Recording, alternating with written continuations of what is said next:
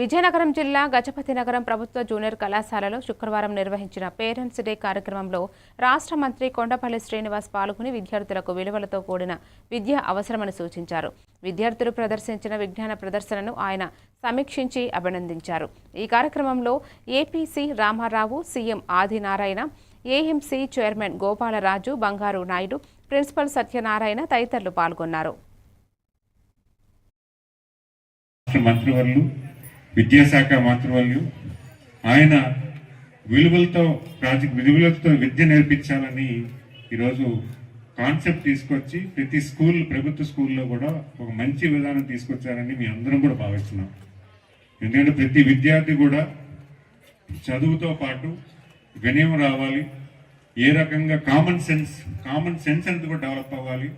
నేను ఇందాక అబ్బాయి చెప్పాడు, అలాగే ఏదైతే మా సత్యం గెలవాలా, గుణం సత్యమా, ఇంకోటి ఏంటి ధర్మమా, సత్య ధర్మాల మధ్య మాట్లాడుతూ అంటే చాలా పరిపూర్ణటువంటి ఆలోచన రావాలంటే విలువలతో కూడినటువంటి చదువుని ఈరోజు ప్రతి స్కూల్లో కూడా నేర్పించాలి.